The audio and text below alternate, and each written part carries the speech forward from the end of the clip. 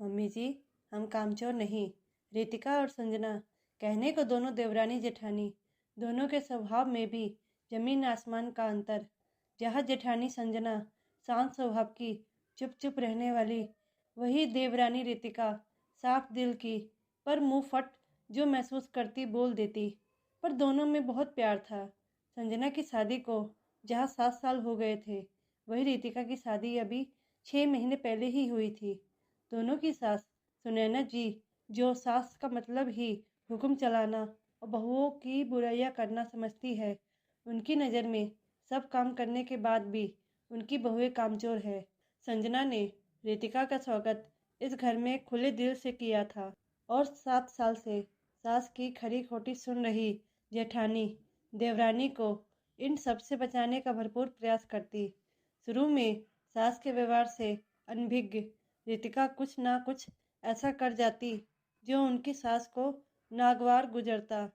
जैसे अपनी मर्जी से अपना कमरा सजाना, रसोई में छोटे मोटे बदलाव करना। ऐसे में सास के गुस्से से बचाने को संजना रितिका की ढाल बनती और जब जब रितिका गुस्से में कुछ बोलने को होती तो उसे समझा देती। बहू, देखो तुम्हारी मामी सास आई है, जल्दी से नाश्ता लगाओ।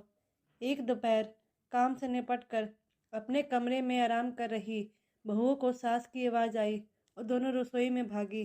भाभी, क्या बताऊं आपको, मेरी दोनों बहुएं इतनी कामचोर है ना, कुछ करना ही नहीं चाहती। सोचा था बहुएं आएगी तो मैं भजन कीर्तन में मन लगाऊंगी, पर यहाँ तो इनका घर ही देखना पड़ रहा। चाय नाश्ता लाती बहुओं को सास के शब्द सुनाई दिए। सही कहा मम्मी जी, हम बहुत कामचोर है, इसलिए तो सुबह 5 बजे से रात के 10 बजे तक घर के कामों में लगे रहते हैं और आप बेचारी बुढ़ापे में सब काम करती हो। पर मम्मी जी, एक बार अपने दिल पर हाथ रख कर बोलिए, क्या सच में आपकी बहू एक कामचोर है?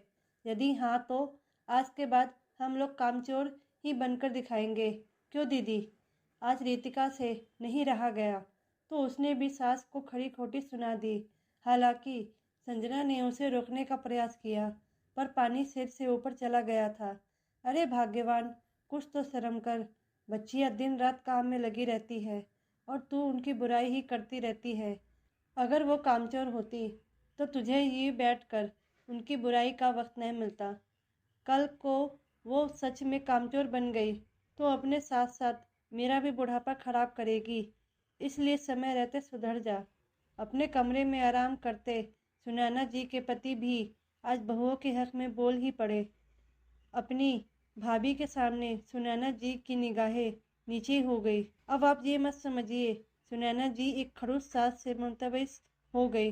नहीं नहीं, जो इतनी जल्दी सुधर जाए वो सास ही क्या, पर हाँ, उन्होंने अब लोगों के सामने बहुओं को कामचोर कह खरी खोटी सुनाना बंद कर दिया। आखिर अपना बुढ़ापा थोड़ी ना खराब करना था उन्हें। अगर सच में बहुएं कामचोर बन जाती तो उनका क्या होता?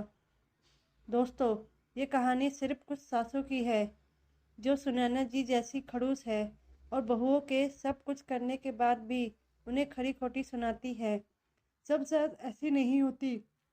वैसे भी सभी बहुएं भी संजना और रितिका जैसी नहीं होती जो सास की खरी खोटी सुन ले। पर सच्चाई यही है कि सास बहू आपस में मिलकर रहे तो घर स्वर्ग बन जाता है और सास का ऐसा रवैया घर में कलह ही लाता है।